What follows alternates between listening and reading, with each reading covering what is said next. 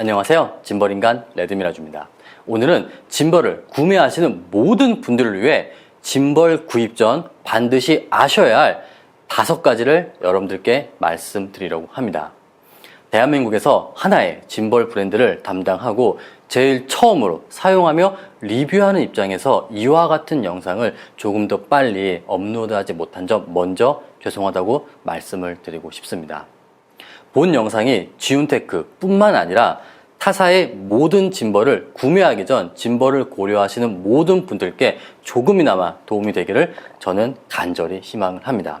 자, 그럼 짐벌을 구매하기 전 알아야 할 사항 첫 번째부터 말씀을 드리겠습니다. 그것은 바로 짐벌에 장착 가능한 최대 페이로드의 의미입니다. 이 부분은 정말 너무나도 중요하며 짐벌 제조사가 말하는 최대 페이로드의 의미를 정확하게 아셔야 합니다. 간혹 제조사의 최대 페이로드 스펙을 보고 짐벌을 구매했다가 내가 사용하는 카메라와 렌즈를 운용하지 못하는 경우도 발생하기 때문입니다. 자, 여기서 말하는 짐벌의 최대 페이로드라는 것은 무조건적으로 장착되는 한계치가 아닌 짐벌에 세팅되는 범위 안에서의 최대 페이로드라는 겁니다. 예를 들어 보겠습니다. 예를 들어 최대 페이로드 스펙이 4kg인 짐벌이 있습니다. 그리고 내가 사용하는 카메라와 렌즈는 오디 마크4 70-200 f2.8이에요. 카메라와 렌즈의 무게가 총 4kg이 넘지 않습니다. 그러면 내가 사용하는 카메라와 렌즈의 총 무게가 4kg이 넘지 않는구나. 그럼 이 짐벌을 사용하면 문제없이 내 카메라와 렌즈로 70-200 멋진 영상을 촬영할 수 있겠구나 라고 생각하시고 구매를 하시면 안 된다는 겁니다.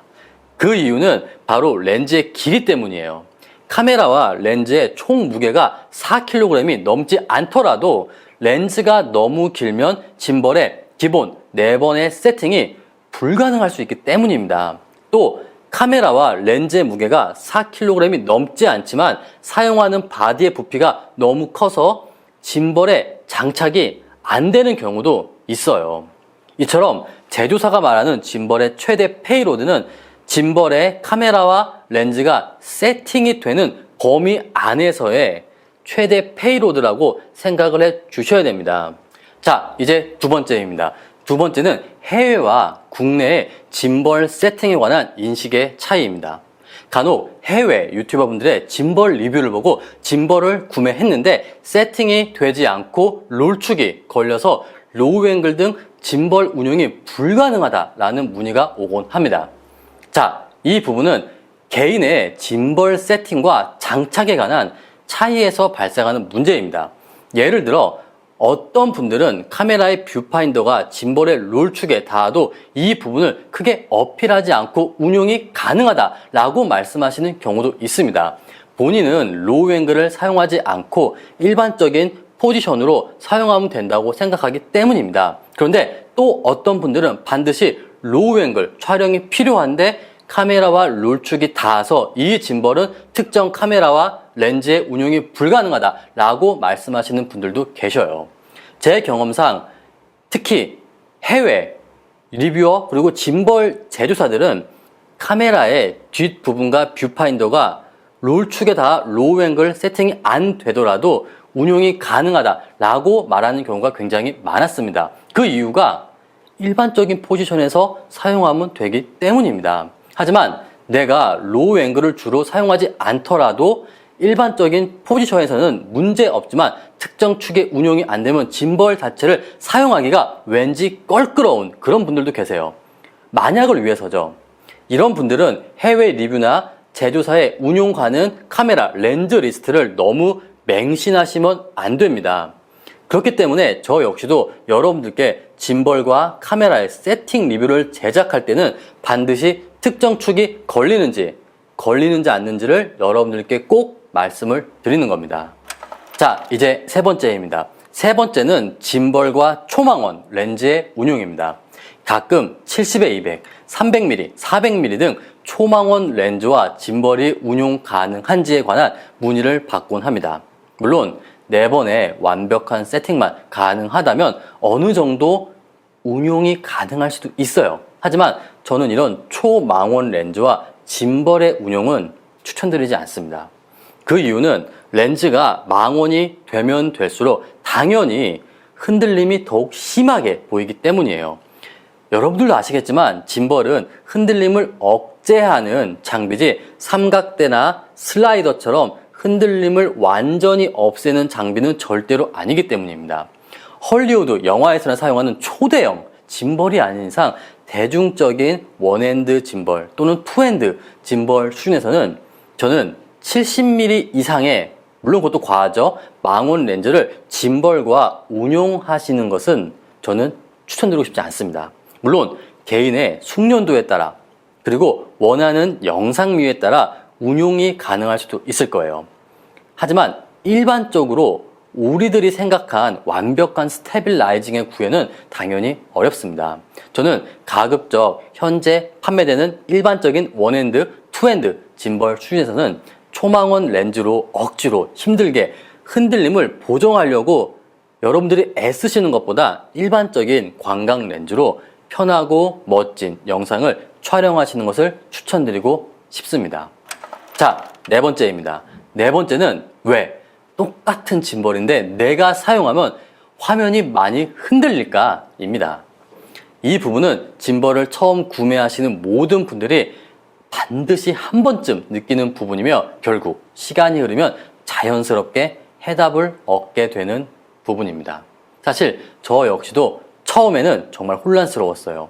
아니, 짐벌 제조사나 유명한 짐벌 장인분들의 영상을 보고 같은 짐벌을 구매했어요. 그리고 카메라와 렌즈도 같은데 왜 그 분들의 영상과 달리 내 영상은 흔들림이 많이 보이고 왜 이렇게 멋이 없을까?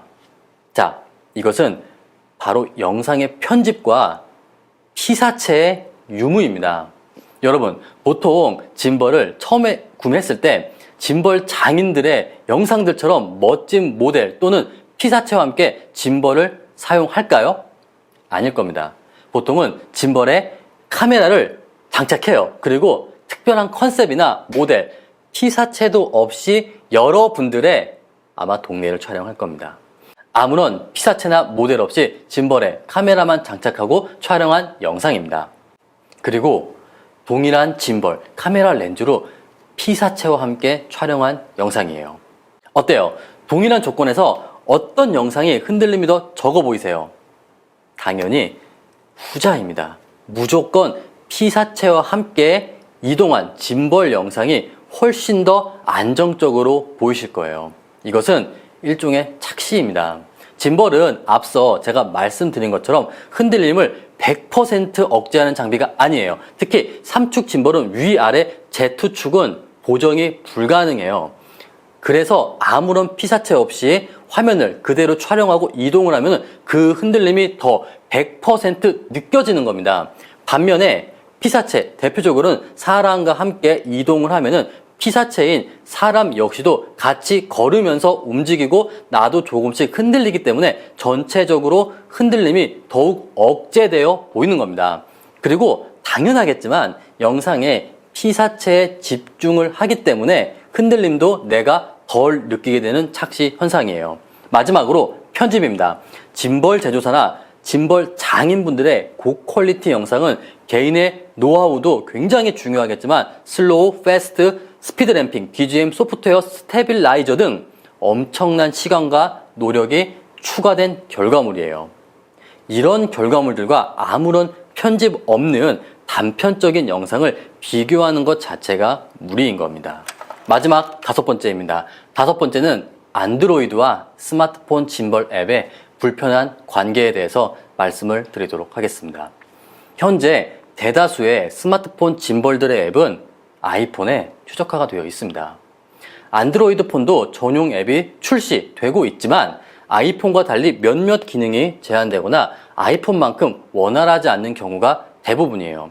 대표적으로는 4K 60프레임, 풀 HD 60프레임일 겁니다. 자체적으로는 4K 60프레임을 지원하는 스마트폰임에도 불구하고 안드로이드 폰 같은 경우는 아이폰과 달리 동일한 전용 앱에서는 4K 60프레임이 지원되지 않는 경우가 많습니다.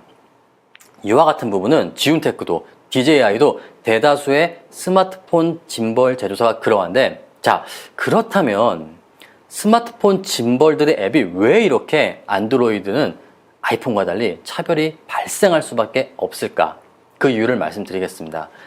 우선 안드로이드는 아이폰과 달리 단 하나의 OS, 단 하나의 소프트웨어가 아니기 때문입니다. 아이폰은 iOS라는 단일 OS와 대부분 비슷한 하드웨어로 앱을 최적화시키기가 쉽다고 들었습니다. 하지만 안드로이드는 OS는 같아요. 각 제조사에 따라 스마트폰의 하드웨어 또 그 안에 소프트웨어들이 너무 다양하기 때문입니다. 그렇게 아이폰과 달리 대부분의 안드로이드용 스마트폰 앱이 성능이 조금씩 들쑥날쑥한 겁니다. 또한 4K 60프레임 같은 경우는 구글 자체에서 아직 타 업체의 앱에 60프레임을 개방하지 않기 때문에 스마트폰 짐벌의 앱에서는 4K 60프레임이 아직은 지원이 되지 않는 것입니다.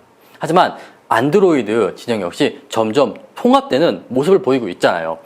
그리고 갤럭시 노트 9 같은 경우는 지운테크 같은 경우도 굉장히 많은 부분들이 개선이 되었어요.